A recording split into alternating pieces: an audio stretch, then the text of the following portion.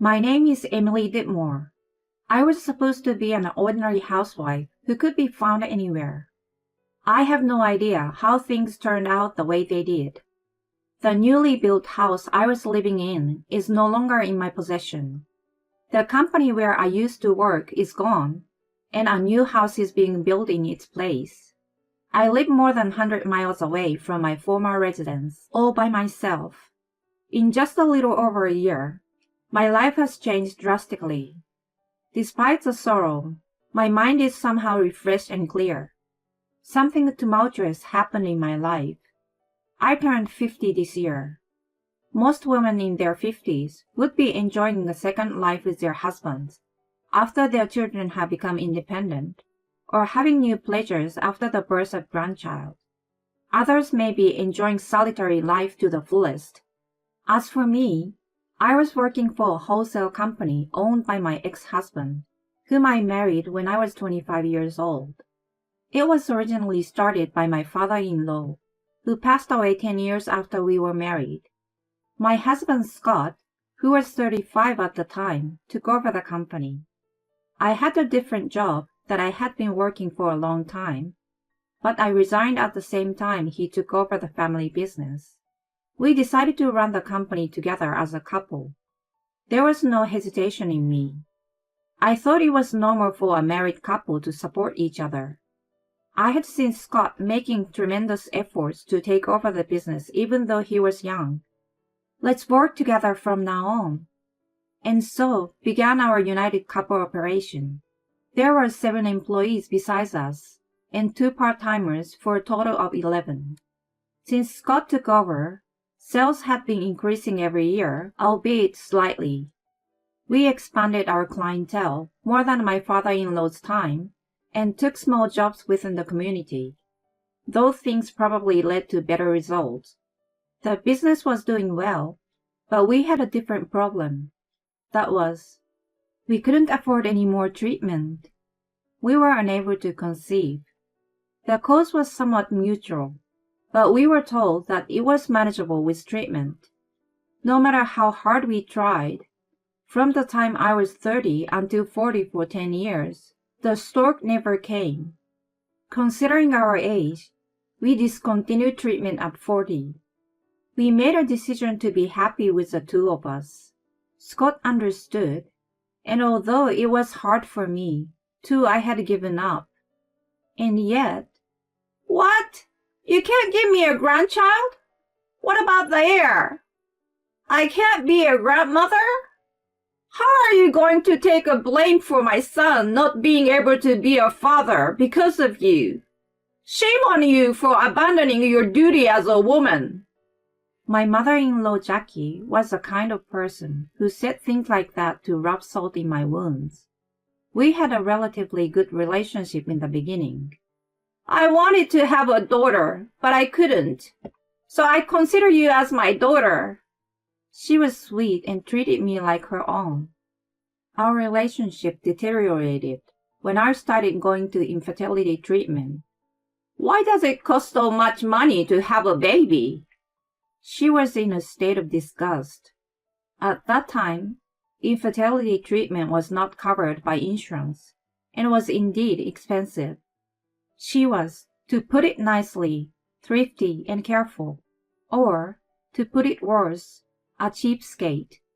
That was why she was against us spending thousands of dollars on the treatment. She even pressured me to have a boy if I was to spend that kind of money. When she received a notice of termination of the treatment, she went into a rage.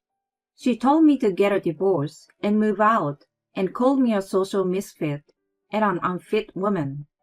If Scott had not been there, I wonder what would have happened to me. It gave me a shiver up my spine. Despite what happened, Scott never mentioned a divorce. "Keep us a good work for the company." He relied on me to continue doing my best. Our marriage was still going strong. One incident changed all that. Scott came home from work and excitedly showed me a flyer. "A newly built house? 15 minutes drive to the shopping center. 3 bedrooms with a big yard, and a 2-car garage. Wow, it's a pretty nice house. Despite the good location and perfect size, the real estate company was struggling to find a buyer. What was going on with such a nice house? Hey honey, let's buy this house. I'd love to, but can we get a good mortgage at our age? I'm going to ask the bank tomorrow. The monthly loan will be tough, but our business is stable. I'm sure we can pay it off. It was true that the loan payment was going to be tough. I agreed with Scott, who was enthusiastic about the idea, that it was a small price to pay for a place where we could live in peace for the rest of our lives. We could get rid of our rental living and have a house of our own. It was pretty exciting. Once we decided, everything fell into place quickly. Scott talked with the bank and easily obtained a loan. How did you get a loan? I have a good credit score, so I managed to get a 15-year. Considering his age, it was the best he could get. I will leave the household finances to you as before. I will focus on increasing the company's sales to repay the loan. Got it. We'll do our best. And so we became house owners. At about the same time we bought the house, that infectious virus broke out on a global scale. We were greatly impacted by it. Our business partners were forced to close their offices, and because of that, our business dropped drastically. We stayed home more often, as there were fewer days with work. We thought that we just needed to be a little patient. We discussed how we would go through this, but then one day, "Emily, open the door!" My evil mother-in-law came to see us. She took an hour by train to come all the way to our house, even though we were being told to refrain from going out. She didn't seem to have any purpose for her visit. "It's so hard to breathe wearing a mask every day." Ever since we moved into our new house, she had been visiting us frequently. For some reason, her visit increased even more since the call to stay at home. "Jackie, in this day and age, I don't think it's safe for you to visit us so often." I was worried about what my neighbors thought, and I didn't want to get sick either. Despite the fact that the whole country, or even the whole world, was trying to keep everyone in the house, she was not at all concerned. She had not the slightest interest in listening to me, though. "What did you say? I came to check on you guys because I was worried. You are terrible to say such a thing to your family." And then she repeated my exact words to Scott. Hey! He raised his voice and looked at me and Jackie. I can't believe you said that. I expected him to tell her to go home. That's terrible of you, Emily. What? Me? Honey, how could you say that to my mom? She came all the way to check on us. In 25 years of marriage, I had never seen him like that. He had always stayed out of our feud. If anything, he defended me. The company's sales had plummeted, and the future was uncertain. I understood that he was under a lot of stress from the financial uncertainty that had built up after we had just purchased a house. Even so, I was surprised at the unexpected turn of events. Jackie became defiant when he joined her. "That's right! I care about you as a family, but your attitude is terrible." She enjoyed scolding me. Then, Scott uttered something ridiculous. Mom, you're the kindest person I've ever met. I'm not sure if Emily and I can stay married in the future. If the company goes under, I don't think we'll be able to pay the mortgage. I can't sleep at night thinking about it, but she's so cold to me. "Don't worry, I will take care of it. Don't worry." "Yeah, thanks, Mom." What did he mean by I was cold? Okay, even if I disregarded that, I couldn't ignore that a middle-aged man was pouting like a baby. I felt more creeped out than angry. I felt a shiver running down my spine, being reminded of the Mother Complex character in a comedy skit. From then on, he became completely brainwashed by Jackie. She came over every day without notice and stayed beside Scott the whole time. A wife is not a part of the family after all. The only people you can trust are your blood relatives. Yes, that's right, Mom. Thanks to you, I feel like I can do my best from now on. The mother and son holding hands. What a wonderful love between parent and child. Jackie was like a virus. As she visited us every day, slowly but surely, Scott's mind was eaten away. I like this house indeed. It's also close to the supermarket and the hospital. Oh, Emily, I'm going to take a shower soon. Please put out my underwear and towel. Before I knew it, she had become a resident of the house. There was no word of discretion in her mind. In fact, she even had real power in the household. Let's put a handrail on the stairs. It's hard to go up and down. Yes, I agree. Is there anything else inconveniencing you? Well, the little step in the shower. It's dangerous if I trip on it, so it should be removed. Why is there only a bathroom on the first floor? It would be better to have one on the second floor. She blurted out her selfish request triumphantly. Well, with all due respect, we are already strapped for cash with a mortgage payment. I don't really feel the need for a railing. Then not only she, but also Scott glared at me. What nonsense are you talking about? This is my house now. I deserve to have a comfortable living space. Excuse me? I don't like inconsiderate people. Do you know your position? You're nothing more than an ornament in this house.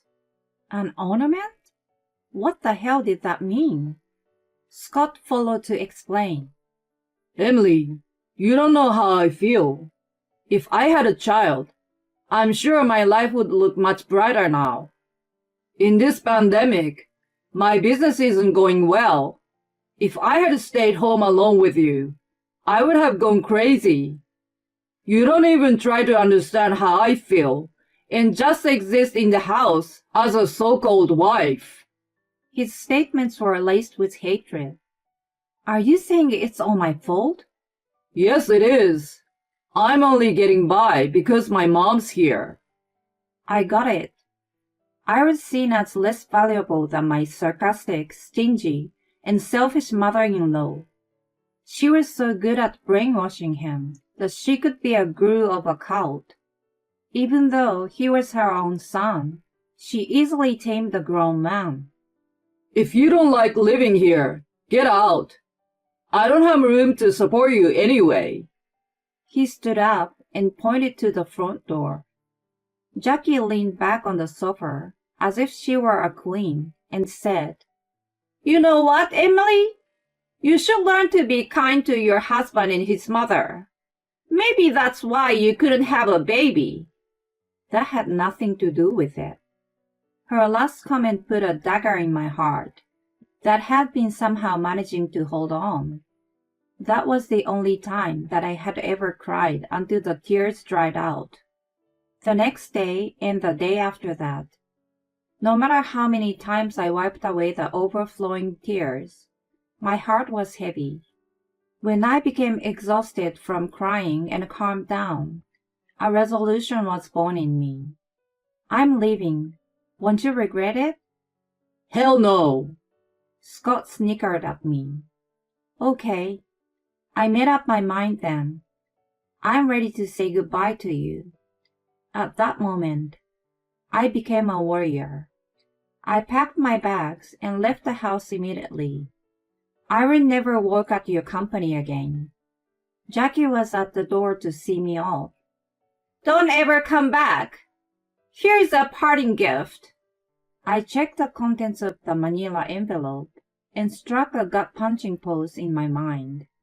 I nodded slightly to her in a graceful manner and left the place. I had kept my savings from my single days an inheritance of my parents, who had passed away 10 years before. I was able to get a place to live and took time to think about what to do next. Just a few months after I left. Hey, what have you done? What are you talking about? Scott came to me in a panic. I grinned in my mind. He must have regretted his decision. If he hadn't teamed up with his mother to neglect his wife, none of that would have happened. Why do I have $2,500 in loan repayment every month? You never told me. Ranting in tears, he had lost weight in just a few months and had aged at least by 10 years. Look, we were going to pay off the $400,000 loan in 15 years. Of course, we have to pay back that much every month. But it was $1,300 until now, right? Why the sudden doubling? Can you use your brain sometimes? I don't live in that house, so why should I keep paying? What? Why do you think it's normal for me to pay the mortgage when I don't even live there? Do you think that just because I'm your wife, I'm obligated to pay for it? But you're my wife. He must have thought that wives were slaves or something. Well, I thought to hear him out. The orders have stopped coming in at once. I knew it was inevitable in this situation, but I received almost no order last month. Even some of our old clients have cut me off. Oh yeah, I know. Those are stores in the shopping center and a supermarket in front of the station, right? You know about that? Of course I knew. The clients politely called me and told me that they were sorry, but they were going to quit using his service. I even laughed when I heard their reason. How did you find out? I pity you for having your business ruined by your own mother. What does my mom have to do with it? It was simple. Jackie badmouthed me in the neighborhood, at the supermarket, at the hospital, and everywhere. In the unusual pandemic situation, it was normal to be careful when talking with people, and yet she was cursing me out in a loud and vulgar manner. She even tried to go to the neighbor's house to have a chit-chat. She did whatever she wanted. Because of her, he himself and even the company's credibility deteriorated. A man who kicks out his wife, who has supported the business and protect his crazy mother, is not worthy of trust. We have taken every precaution to avoid catching the virus, but that old woman had ruined it. I informed the clients who called me. The company may not be around much longer. Coming from someone who was involved in the management, they took my words seriously and stopped dealing with Scott's business. There was more disaster for him. The employees are leaving one after another. We don't have enough staff to look for new clients. It's inevitable since the company is on the verge of collapse, isn't it? They have lives to lead, and they don't want to go down together. But that's so heartless. I decided not to harm him anymore, and kept quiet about his employees, who had asked me for advice about resigning. One of them even told me that they were not so stupid as to follow a boss who kicked his wife out at the behest of such an evil mother. I guessed that it wasn't necessary to mention to him. What am I going to do? What should I do now? I have no clue. I didn't do anything wrong, but somehow things are getting worse. Why is that? Well, if you didn't do anything wrong, why can't things work out? I repeated back his words, and he grew impatient and angry. How can you act like this have nothing to do with you? What a heartless woman you are when your husband is such trouble. I had finally reached the limit of my patience with him, who was egocentric and insensitive. You know, who made me such a heartless wife? Didn't you and your mother turn me into your enemy? Are you stupid for dreaming that I will always be on your side? Stupid? Yes, you're brainless. I'm the same as your employees. I'm not going to fall with you. Then I showed him something I had been keeping for a long time. I'm finally going to file this.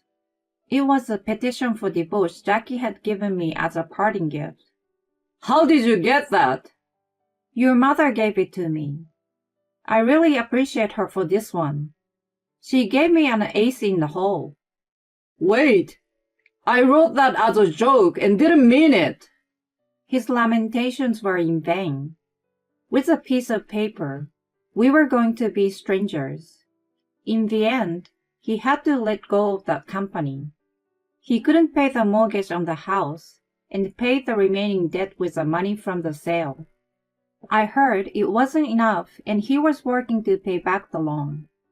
The relationship between him and his mother deteriorated. When he came out from her brainwashing, he blamed her to the extreme. My life is ruined because of you. If it weren't for you, you witch! How dare you call me that? I'm your mother! Because of you, I lost Emily and my company. You're a witch. What are you talking about? You hated her too. It's not just my fault. You should have put a collar on her. They argued loudly every night and caused a commotion in the neighborhood. They blamed each other, but they were exactly the same. In the end, they parted ways and stopped talking to each other. Jackie was quite shocked that her only son cut her off. I heard that she became a soulless invalid and was living alone in her apartment. I wondered if she had any remorse. Maybe she no longer even understood anything. As for me, I would have been lost without you. Thank you so much. That's not true. I just introduced you to a company that was looking for the qualifications you had. I helped an ex-employee at Scott's company find a new job. How do you know so much about recruitment? Before I started helping Scott, I worked for an HR consulting firm. That was already 15 years ago. I'm glad I got certified back then. I never thought it would be so useful. I'm now working as a career consultant. My job is to help clients to find suitable jobs, but that's not all. There are people who have to work for various reasons in the world. I'm a housewife, but my husband is having an affair. I thought I can't go on like this. I'm hoping to find a job and become independent. Many desperate people come to me for advice. My job is to think together with such clients and find the best option for them. I never say things like, "Your husband is a jerk. You should leave right now." A consultant's job is to listen to what they have to say and to be close to their thoughts and feelings. However, it is also my nature as a middle-aged woman to want to say, "Just get a divorce. You will feel so much better like me." I got kicked out by my ex-husband of 25 years, lost my job, and then divorced. I may look pitiful in people's eye, but I don't feel sad. In fact, I feel happy. The reason for this is, thank you for listening to me. I'm going to start a new life. I have clients who appreciate me.